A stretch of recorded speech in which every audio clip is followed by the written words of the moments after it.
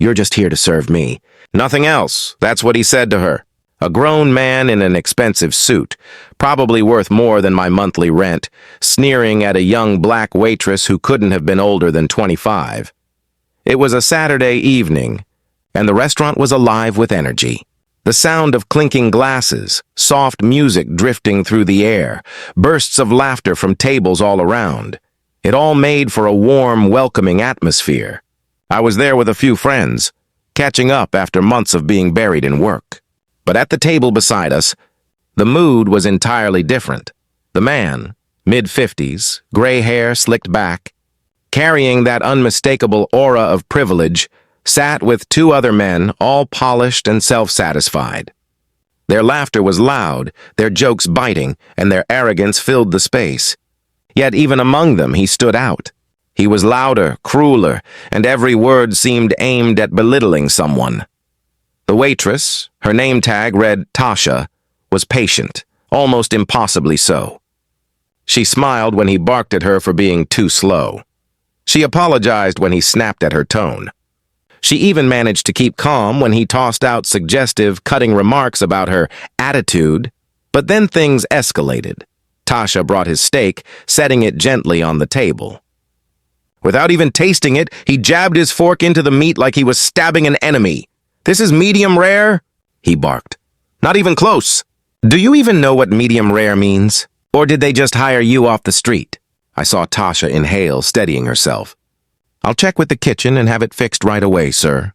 "Oh, don't bother," he cut in, leaning back with a smug grin. "People like you are all the same, can't handle even the simplest job without messing it up. Maybe if you spent less time, what is it, twerking or whatever you do, you'd learn something useful." The words hung in the air like poison. Our table froze. It felt as though everyone within earshot had stopped breathing.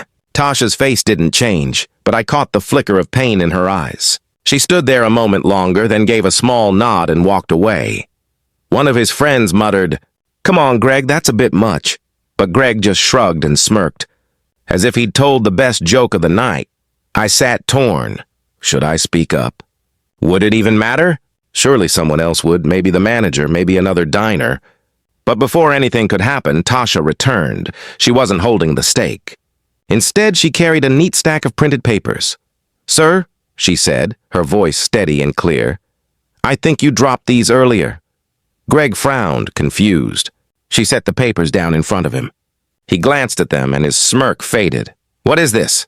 he snapped. "Your history," Tasha replied, calm but firm. The name on the papers was unmistakable, Greg Harper, CEO of Harper Industries. Recognition rippled through the crowd. "The same Harper Industries," Tasha continued, "that settled a racial discrimination lawsuit last year, correct?" Greg's face flushed red. His voice dropped, suddenly less sure. "I don't know what you're talking about." But Tasha didn't back down. "I printed these articles from my phone while you were waiting for your steak. You know, the ones about your employees who came forward. They said you humiliated them in meetings, denied them promotions, called them names. Does any of this sound familiar?"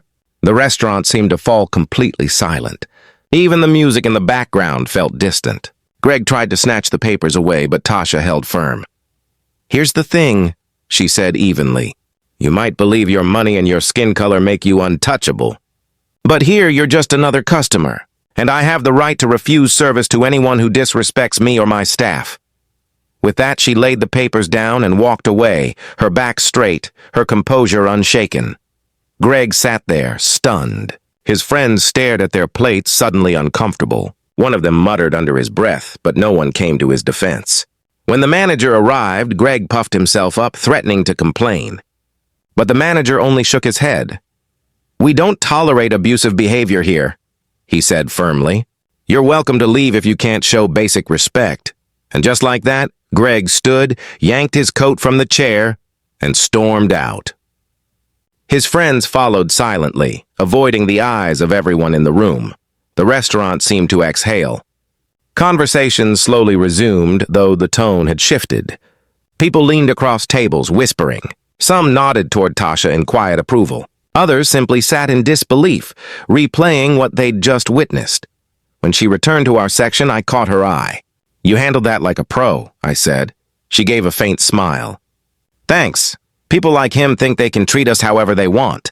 Sometimes you just have to remind them they're not untouchable. That moment stuck with me. It wasn't just about a powerful man being put in his place. It was about courage, about dignity, about refusing to let someone strip away your worth. Even later, as my friends and I left the restaurant, we couldn't stop talking about it. Did you see his face? One of them laughed, half shocked. He didn't know what hit him, another said. Good for her, a third added. She didn't let him win. But what I kept thinking about wasn't Greg's humiliation. It was Tasha's composure.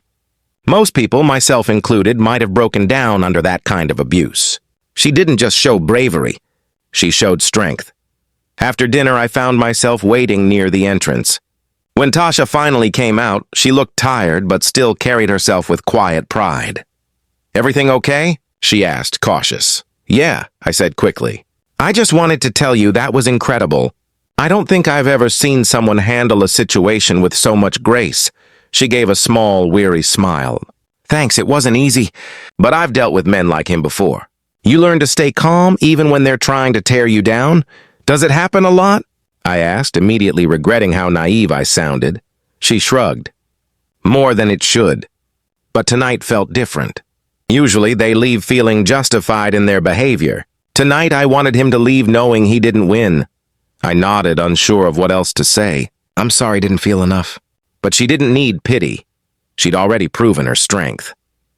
That night, I walked away carrying a lesson I wouldn't forget. Sometimes, the most powerful people aren't the ones with money, status, or titles. Sometimes they're the ones with the courage to stand up, even when the world expects them to bow down.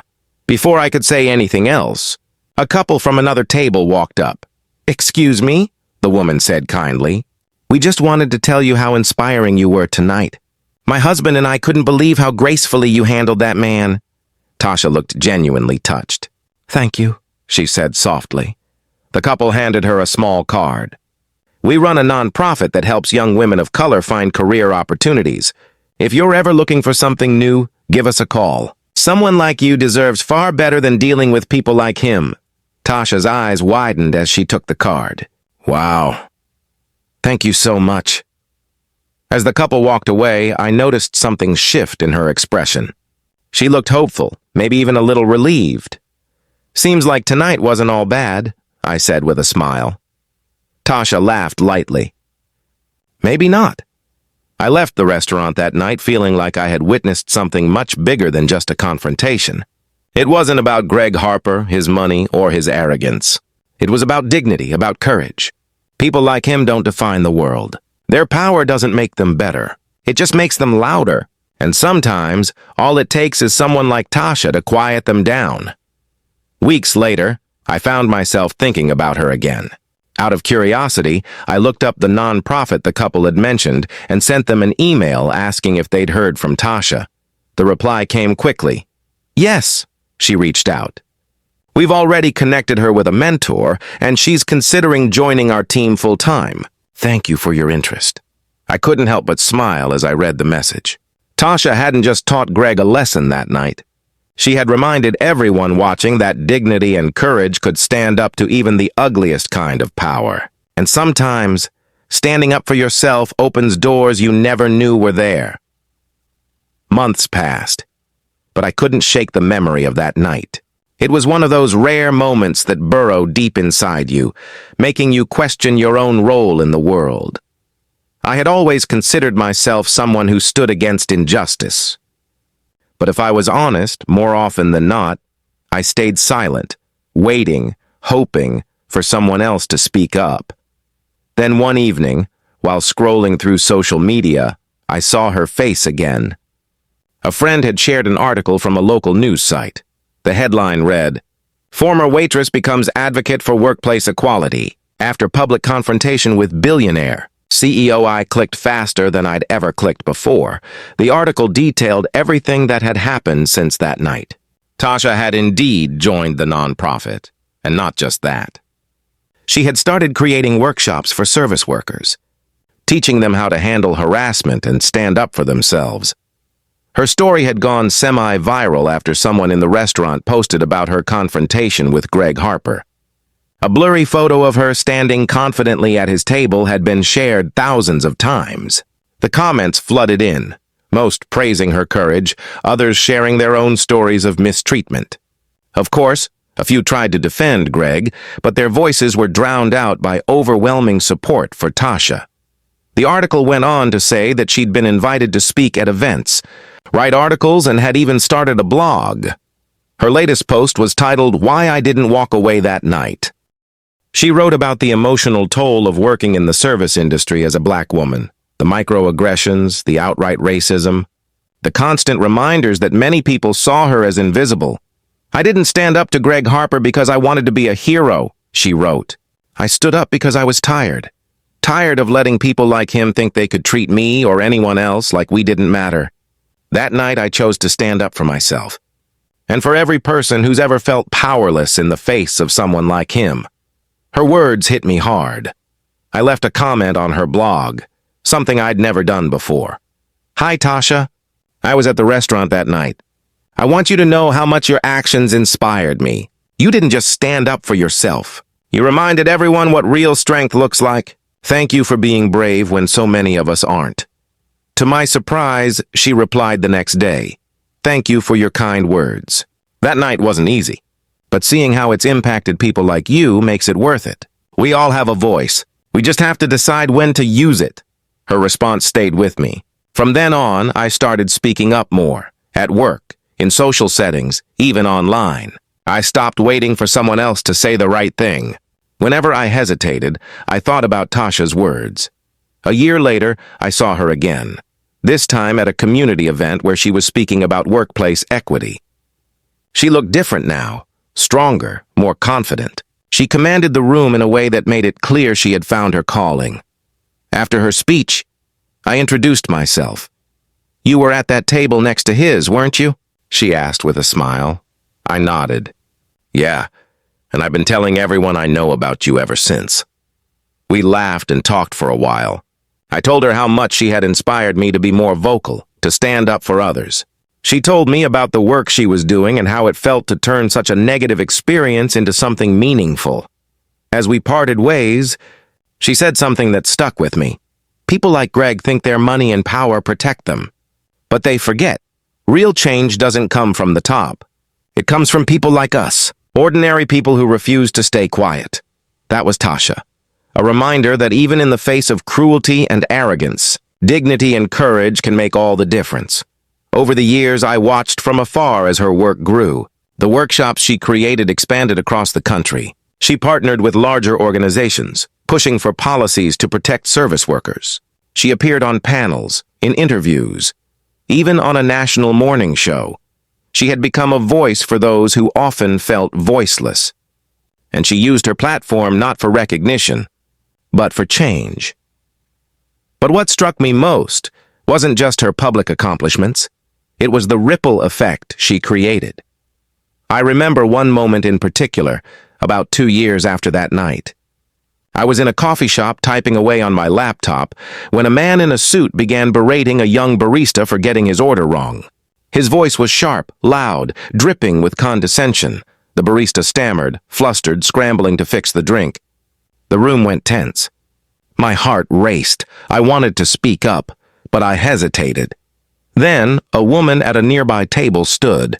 She walked calmly to the counter and said, "Excuse me, but there's no need to talk to her like that. Everyone here is just doing their best. A little kindness goes a long way." The man sputtered, muttered something about it not being her business. "It's everyone's business when someone's being mistreated," she replied. The barista looked at her with gratitude, and in that moment, I realized Tasha's courage had spread further than she probably knew. Her bravery had sparked something bigger, a chain reaction of voices rising, one after another. 5 years have passed since that night at the restaurant. Tasha's small step of courage has grown into a full-fledged movement. Her nonprofit now empowers thousands of service workers. She's received awards and recognition, but she's still the same person, the one who stood up to Greg Harper not because it was easy, but because it was right. As for Greg, His company has faced more lawsuits. His public image is fractured. Maybe he's changed. Maybe he hasn't. But one thing is certain. At least once in his life, he was held accountable. And for me, that night changed everything. I no longer believe that standing against injustice is someone else's responsibility. It's mine too.